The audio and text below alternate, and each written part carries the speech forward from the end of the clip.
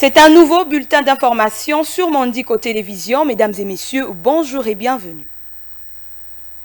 Ouverture de la session ordinaire de mars à juin pour les deux chambres du Parlement ce mercredi 15 mars 2023. Cette session parlementaire s'ouvre dans un contexte socio-sécuritaire difficile lié à l'agression du Rwanda sous couvert du M23 et avec les préparatifs des élections qui rencontrent encore des contraintes d'ordre politique et logistique. Images et commentaires.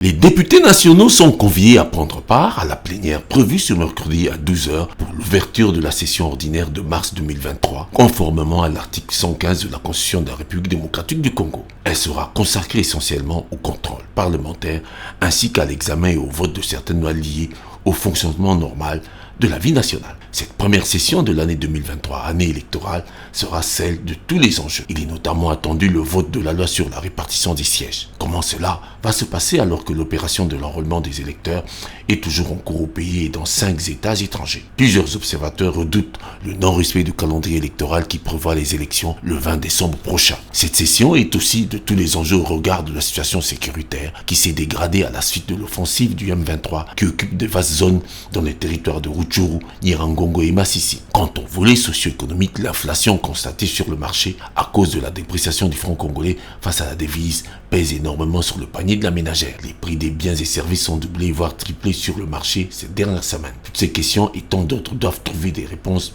lors des travaux de la représentation nationale au cours de la session de mars qui s'achève en juin prochain. Et la Commission électorale nationale indépendante, CENI, dit avoir déjà enrôlé 70% d'électeurs sur 49 millions et quelques d'électeurs attendus, soit 34 millions sont déjà enrôlés, sans compter les Congolais de la diaspora. Dans ce lot de 34 millions, il y a 17 millions d'hommes enrôlés et 16 millions de femmes enrôlées. D'après Didi Manara Linga, deuxième vice-président de cette institution, ces statistiques provisoires tiennent du début des opérations d'identification et d'enrôlement, c'est-à-dire depuis décembre 2022 jusqu'au lundi 13 mars 2023. Suivez les détails dans cet élément.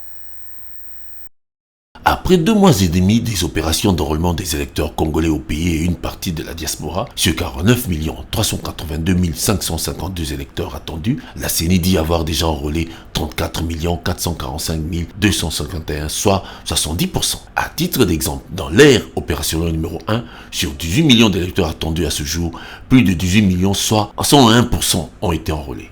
Dans l'ère opérationnelle numéro 2, sur 15 millions attendus, 10 996 980 ont adhéré au processus, soit 71%. Dans l'ère opérationnelle numéro 3, nombre d'électeurs attendus, 15 millions.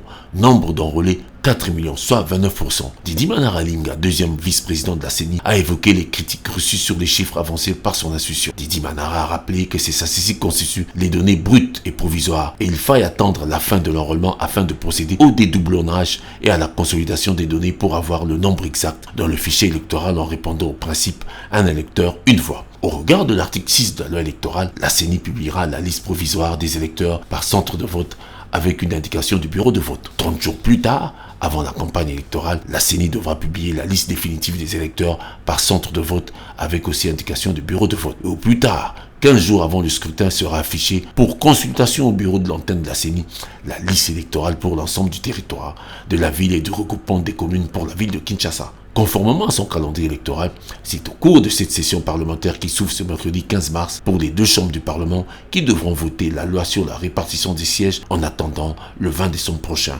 date à laquelle les Congolais sont attendus aux urnes pour se choisir leurs dirigeants pour les 5 prochaines années à venir. Et l'insécurité dans la partie est de la République démocratique du Congo demeure toujours préoccupante.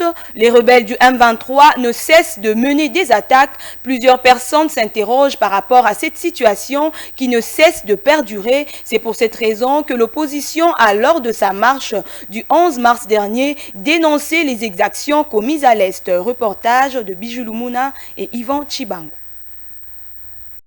La situation reste toujours précaire dans la partie est de la République démocratique du Congo, où les rebelles du M23 ne cessent de mener des attaques. Depuis fin 2021, Ce groupe armé à dominance Tutsi ne cesse d'étendre son influence et contrôle désormais une partie de la province du Nord Kivu. À se demander si la RDC n'est pas en mesure de répliquer face à 6 attaques répétitives du M23. À cet effet, le samedi dernier, les leaders de la plateforme Lamuka, Martin Fayulu ainsi que d'autres leaders politiques avaient organisé une marche pacifique pour demander le retrait des forces de l'EAC et dénoncer l'agression rwandaise par le M23. Selon Martin Fayulu, la République démocratique du Congo reste un et indivisible et que personne ne peut en prendre un seul millimètre. Il faut sanctionner Paul Kagame et sanctionner aussi ceux qui sont avec lui. Certains Congolais venus à la marche ont aussi manifesté leur mécontentement suite à ce qui se passe à l'est du pays. Cette marche, c'est un message que l'opposition congolaise lance à l'endroit de la communauté internationale et de ceux qui sont témoins de l'agression que la RDC subit. Notre pays, la République démocratique du Congo, ne sera jamais divisé. Les M23 sont en train de nous attaquer, de nous tuer. Alors nous ne devons pas croiser les bras, mais nous commençons par des méthodes pacifiques. Cette marche, c'est une façon de lancer un message pour dire à tout le monde de regarder ce que le Congo subit. Le peuple congolais a décidé de dire stop à l'agression rwandaise et puis de demander aussi le départ immédiat de l'EAC. Nous avons à sensibiliser la population. La première des choses, nous devons nous aimer nous-mêmes dans ce pays. Nous devons prendre conscience de notre valeur, de la valeur de notre famille, de la valeur de notre quartier, de la valeur de notre commune, de notre province, de notre pays. Nous devons défendre notre pays. Comme le président de la République, Mobutu, avait dit, nous devons être un et unis. Ce pays restera un et indivisible et nous devons nous battre par rapport à ça. Il ne s'agit pas des noms de personnes ici, de telle ou telle autre, de telle organisation politique. Il s'agit de nous, Congolais. Nous sommes ici pour faire que ce pays devienne comme il était dans le temps, grand, fort et prospère.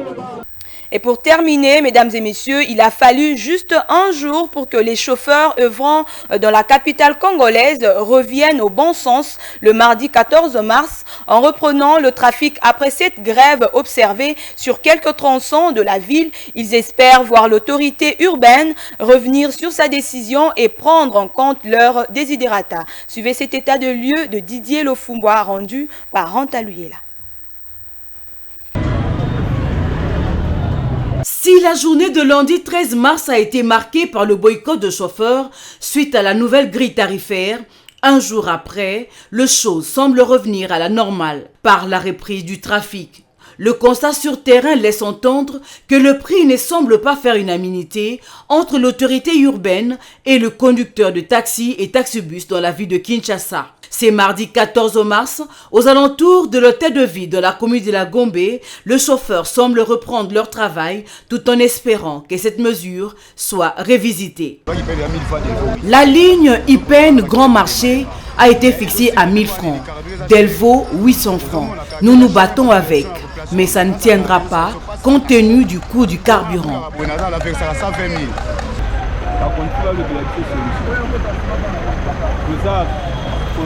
Les autorités doivent trouver des solutions.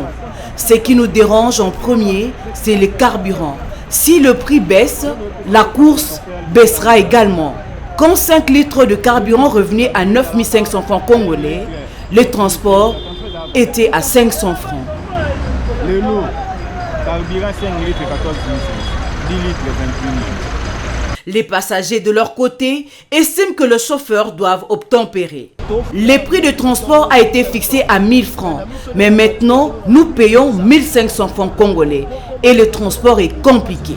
Signalons que la course du marché central à Kingasani, Campus, UPN serait fixée à 1000 francs congolais. Delvaux, Lemba, Matete, Gambela, Makalangunza, 800 francs pour ne citer que ceux-ci.